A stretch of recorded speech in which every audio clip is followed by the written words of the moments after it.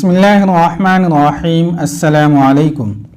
Salahuddin Ayyubi ने जब कभी अपने मातहतों और फ़ौज से ख़िताब किया तो ऐसे अल्फाज कभी ना कहे कि मैं अपने मुखालिफिन को मज़ा चखा दूँगा। कभी धमकी आमेज़ या तंज़िया अल्फाज इस्तेमाल नहीं किए, अलबत्ता ऐसे अल्फाज अक्सर उसके मुँह से निकलते थे।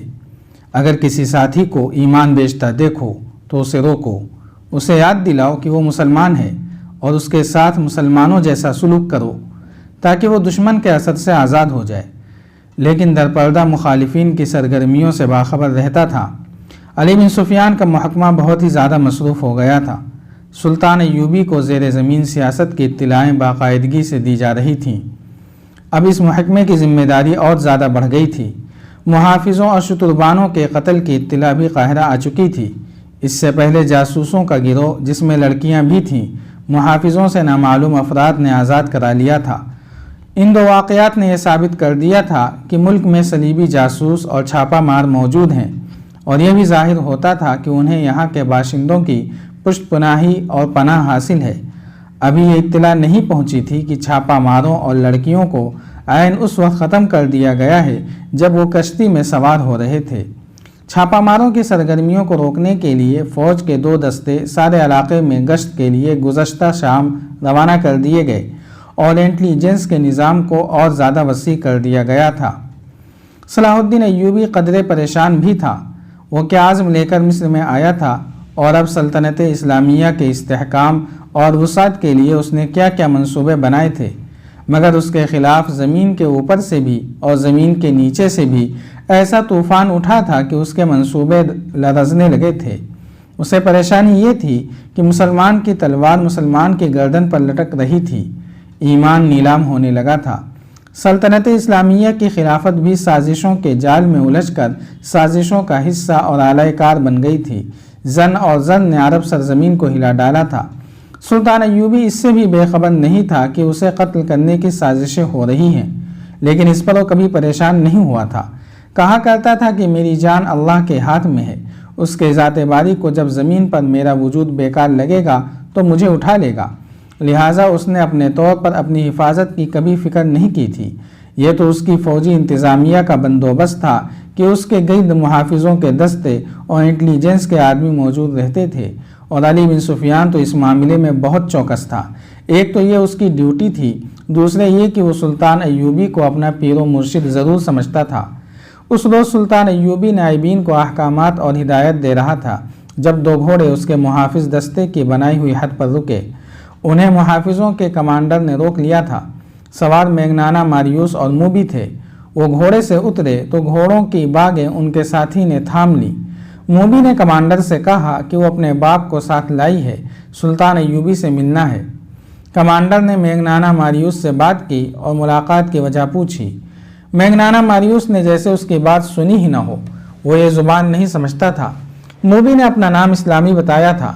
उसने कमांडर से कहा, इससे बात करना बेकार है, ये गूंगा और बहरा है।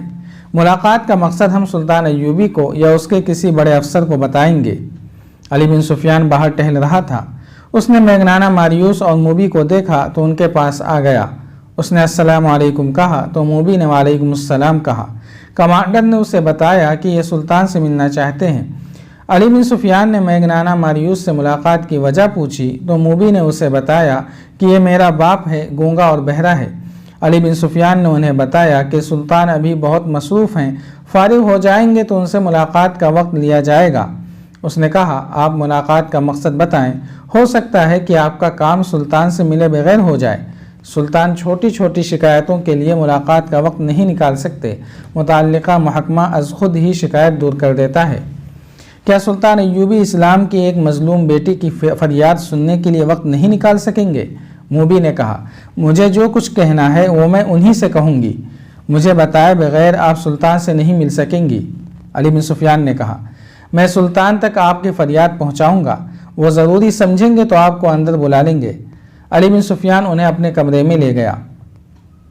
मूबी ने शुमाली इलाके के किसी कस्बे का नाम लेकर कहा, 2 साल गुजरे, सूडानी फ़ौज वहाँ से गुजरी। मैं भी लड़कियों के साथ फ़ौज देखने के लिए बाहर आ गई। एक कमांडर ने अपना घोड़ा मोड़ा और मेरे पास आकर मेरा नाम पूछा। میں نے بتایا تو اس نے میرے باپ کو بلایا، اسے پرے لے جا کر کوئی بات کی۔ کسی نے کماندار سے کہا کہ یہ گونگا اور بہرا ہے۔ کماندار چلا گیا۔ شام کے بعد 4 سوڈانی فوجی ہمارے گھر آئے اور مجھے زبردستی اٹھا کر لے گئے اور کماندار کے حوالے کر دیا۔ اس کا نام بالیان تھا۔ وہ مجھے اپنے ساتھ لے آیا اور حرم میں رکھ لیا۔ اس کے پاس 4 اور لڑکیاں تھیں۔ میں نے اس سے کہا کہ میرے ساتھ باقاعدہ شادی کر لے، لیکن اس نے مجھے شادی کے بغیر ہی بیوی بنائے رکھا۔ 2 سال اس نے مجھے اپنے پاس رکھا۔ سوڈانی فوج نے بغاوت کی تو بالیان چلا گیا، معلوم نہیں مارا گیا ہے یا قید میں ہے۔ آپ کی فوج اس کے گھر میں آئی اور ہم سب لڑکیوں کو یہ کہہ کر گھر سے نکال دیا کہ تم سب آزاد ہو۔ میں اپنے گھر چلی گئی۔ میرے باپ نے شادی کرنی چاہی تو سب نے مجھے قبول کرنے سے انکار کر دیا۔ کہتے ہیں کہ یہ حرم کی چچوڑی ہوئی ہڈی ہے، وہاں لوگوں نے میرا جینا حرام کر دیا ہے۔ ہم سرائے میں ٹھہرے ہیں، سنا تھا کہ سلطان سوڈانیوں کو زمینیں اور مکان دے رہے ہیں۔ مجھے آپ بالیان کی داشتہ یا اس کی بیوی سمجھ کر یہاں زمین اور مکان دے دیں تاکہ میں اس قصبے سے نکل آؤں، ورنہ میں خودکشی کر لوں گی یا گھر سے بھاگ کر کہیں طوائف بن جاؤں گی۔ اگر آپ کو زمین سلطان سے ملے بغیر مل جائے تو سلطان سے ملنے کی کیا ضرورت ہے؟ علی بن سفیان نے کہا۔ ہاں، موبی نے کہا، پھر بھی ملنے کی ضرورت ہے۔ اسے آپ عقیدت بھی کہہ سکتے ہیں۔ میں سلطان کو صرف یہ بتانا چاہتی ہوں کہ اس کی سلطنت میں عورت کھلونا بنی ہوئی ہے۔ دولت مندوں اور حاکموں کے یہاں شادی کا رواج ختم ہو گیا ہے۔ خدا کے لیے عورت کی عصمت کو بچاؤ اور عورت کی عظمت کو بحال کرو۔ سلطان سے یہ کہہ کر شاید میرے دل کو سکون آ جائے گا۔ مینگنانا ماریوس اس طرح خاموش بیٹھا رہا جیسے اس کے کان میں کوئی بات نہیں پڑ رہی ہو۔ علی بن سفیان نے موبی سے کہا کہ سلطان کو اجلاس سے فارغ ہونے دیں، پھر ان سے ملاقات کی اجازت لی جائے گی۔ یہ کہہ کر علی بن سفیان باہر نکل گیا۔ وہ بہت دیر بعد آیا اور کہا کہ وہ سلطان سے اجازت لینے جا رہا ہے۔ وہ سلطان ایوبی کے کمرے میں چلا گیا اور خاصی دیر بعد آیا۔ اس نے موبی سے کہا کہ اپنے باپ کو سلطان کے پاس لے جاؤ۔ اس نے انہیں سلطان ایوبی کا کمرہ دکھا دیا۔ کمرے میں داخل ہونے سے پہلے دونوں نے باہر کی طرف دیکھا۔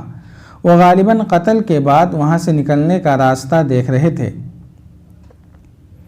سلطان کمرے میں اکیلا تھا۔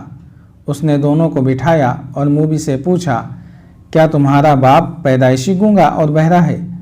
ہاں سلطان محترم، موبی نے جواب دیا، یہ اس کا پیدائشی نقص ہے۔